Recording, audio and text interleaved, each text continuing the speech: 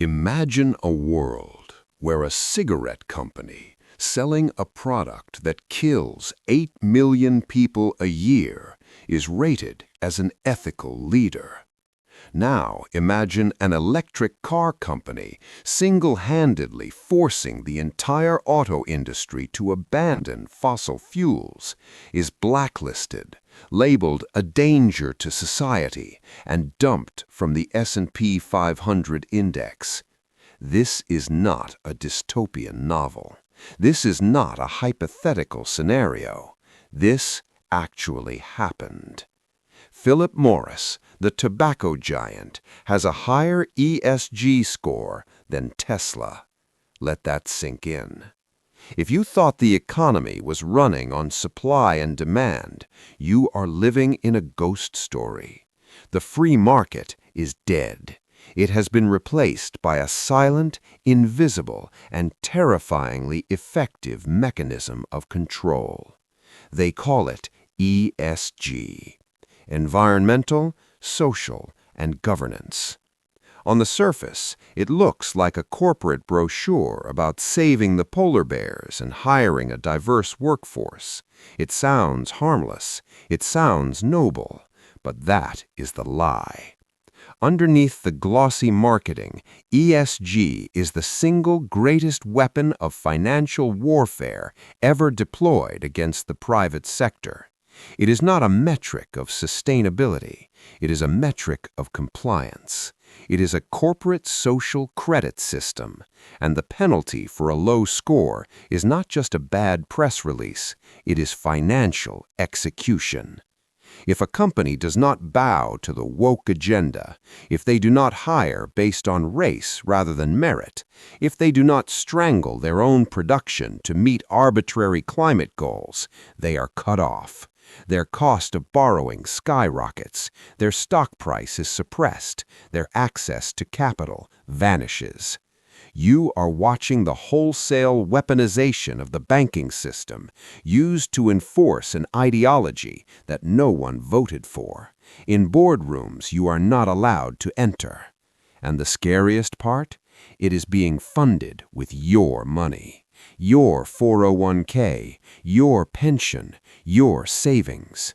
Before we expose the architects behind this invisible prison, I want to know who is awake. Tell me in the comments, where are you watching from? And have you noticed your local businesses changing their policies to fit this narrative? To understand the magnitude of this theft, we have to look east. For years, the Western media has looked at China's social credit system with horror. We watched as the Chinese Communist Party built a digital dragnet where citizens are tracked, scored, and punished.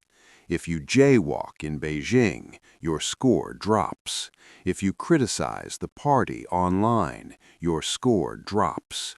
If your score gets too low, you cannot buy a plane ticket. You cannot get a loan. You cannot even get internet speed that works. We looked at that and said, it cannot happen here. We have a constitution. We have a Bill of Rights. We have a free market. But while you were watching the front door for authoritarianism, it walked in through the back door of Wall Street. The West did not need a government mandate to install a social credit system. They just privatized it. Instead of the government telling you what you can and cannot do, they simply deputized the banks to do it for them. This did not happen overnight. It began in the corridors of the United Nations in the early 2000s, but it was weaponized after the 2008 financial crisis. The global elite realized that democracy was becoming a problem. Voters were becoming unpredictable. Populism was rising. People were asking too many questions. So they shifted the power center. They moved policymaking out of the parliaments and congresses and into the asset management firms. They created a system where risk was redefined. Suddenly, risk was not about whether a company could pay back a loan. Risk became whether a company was socially conscious. Sound familiar? This is exactly how regime changes happen. Not with tanks in the streets, but with a change in the definitions of words. Look at the Soviet Union. To survive in the economy, you did not need to be efficient. You needed to be ideologically pure. You needed to signal your loyalty to the party. If you were a loyal party member, you got the bread. If you were a dissident, you starved. Today, if a CEO wants to keep his job, he does not focus on profit margins or product quality. He focuses on his ESG score. He hires a chief diversity officer. He donates to the right charities. He signals his loyalty to the new party. Sound familiar? It is the exact same mechanism of control, stripped of the hammer and sickle and dressed up in a suit and tie. But there is a dark genius to this Western version. In China, you know who the enemy is. It is the state. In the West, the enemy is faceless. It is a score. It is an algorithm. When a small business gets debanked because they sell firearms, or a media company gets demonetized because they question the narrative, the government shrugs. They say, it is a private company, they can do what they want. This is the perfect tyranny, a tyranny without a tyrant, a system where compliance is voluntary, yet resistance is suicide. Sound familiar? Now, you might be thinking, why would corporations agree to this?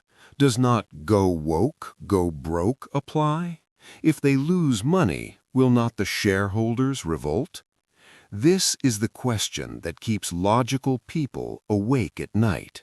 Why did Bud Light destroy its brand? Why did Disney alienate half its audience? Why did Target push products that enraged their core demographic? It seems like financial suicide. Here is the twist, the mechanism that makes this possible. They do not care about your $50 purchase. They do not care if you boycott, because the customer is no longer the king.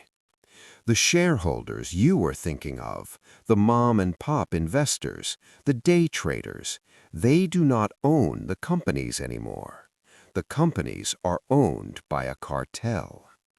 A cartel that manages so much money they have effectively bought the entire world. I am talking about the passive index funds, the big three, BlackRock, Vanguard, State Street. Together, they control over $20 trillion in assets. That's more than the GDP of the United States. They are the largest shareholders in almost every single company in the S&P 500. They own the banks. They own the media. They own the pharmaceutical companies. They own the defense contractors. And because they manage your retirement money in passive funds, they use your voting power. When a shareholder meeting happens, Larry Fink, the CEO of BlackRock, does not ask what you want. He uses your shares to vote for his agenda. He forces the CEO of the company to adopt ESG policies. And if the CEO refuses, BlackRock threatens to dump the stock, crash the price, and fire the board of directors. It is a protection racket. Nice company you have there. It would be a shame if someone lowered your ESG score and cut off your capital. But the receipt is wilder than you think. Let us look at the mechanics of this fraud, because the devil is in the data. How does a subjective political opinion become a financial weapon? It starts with the score itself. Who calculates it? A handful of rating agencies like MSCI and Sustainalytics. These agencies are owned and influenced by the same financial cartel. They measure a company on 3 pillars: environment, social, and governance. The E is the Trojan horse. They tell you it is about carbon emissions, but look at what happened in Sri Lanka. Sri Lanka had a near-perfect ESG score. Why? Because they banned modern fertilizer to meet the environment criteria demanded by the World Economic Forum and global lenders. The result? Food production collapsed. Inflation hit 98%. The economy imploded. The people stormed the presidential palace. A nation was destroyed to satisfy a score. Now look at the Netherlands, the second largest agricultural exporter in the world. The government, under pressure to meet ESG nitrogen targets, moved to shut down 3,000 farms. They are demanding a 30% reduction in livestock. This is not economics. This is a forced famine disguised as sustainability. Then there's the S, social. This is where the culture war enters the boardroom. The S score measures how well a company adheres to critical race theory and gender ideology. This is why you see DEI, diversity, equity, and inclusion quotas everywhere. If a company hires based on merit alone, their S score drops. If they do not cover gender-affirming care in their insurance packages, their S score drops. And finally, the G, governance. This is the enforcement mechanism. It ensures that the board of directors is stacked with ideological loyalists who will prioritize the ESG score over profit. Let us look at the numbers. In 2022, Tesla was kicked out of the S&P 500 ESG index. Why? Because of codes of conduct and handling of an investigation. Meanwhile, ExxonMobil was in the top 10. Think about the absurdity. An oil company had a better environmental score than the world's leading electric car company. Why? Because Exxon played the game. They filed the paperwork. They hired the diversity officers. They bowed to the ring. Tesla did not. Elon Musk called ESG a scam, and for that he was punished. This proves that the score has nothing to do with the environment. It is about submission. But how do they enforce it across the entire economy? The mechanism is called capital allocation. Larry Fink wrote a letter to CEOs in 2020. He explicitly stated that climate risk is investment risk and that BlackRock would be exiting investments that presented a high sustainability-related risk. Translation: if you do not do what we say, we will destroy your stock price. But it goes deeper. It hits the small businesses too. Banks are now being pressured to calculate the Scope 3 emissions of their loan portfolios. Scope 3 means the emissions of the customers of the bank. If a local bank lends money to a bakery and that bakery uses a gas oven, the bank's ESG score goes down. To keep their own score up, the bank must either deny the loan or charge a higher interest rate to the bakery. This is how they kill the middle class. The big corporations, the Walmarts and Amazons, they can afford the expensive consultants to game the system. They can absorb the costs of compliance. The small business cannot. The result is a consolidation of power, the transfer of wealth from Main Street to Wall Street. It is a rigged game where the rules are written by the people who are winning, and they are using your money to do it. When you put money into a generic target date fund or an S&P 500 ETF, you are giving BlackRock the ammunition to shoot at the American economy. They take the fees from your investment, use the voting power of your shares to force companies to go woke, destroy the profitability of those companies, and then you, the retiree, are left with a shrinking portfolio and a broken country. It is the perfect theft. They steal your freedom and charge you a management fee for the privilege. Do not make the mistake of thinking this will stop at the corporate level. The corporate social credit system is just the beta test. The ultimate target is you. We are already seeing the infrastructure being laid for the next phase, the individual carbon footprint tracker. In 2026 and beyond, the push for central bank digital currencies, or CBDCs, will merge with this ESG framework.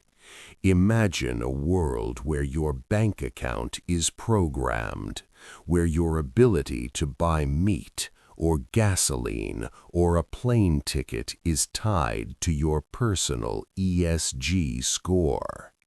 I am sorry, you have exceeded your carbon allowance for the month. You cannot purchase this fuel. It sounds like science fiction, but look at what is happening to the farmers in Europe.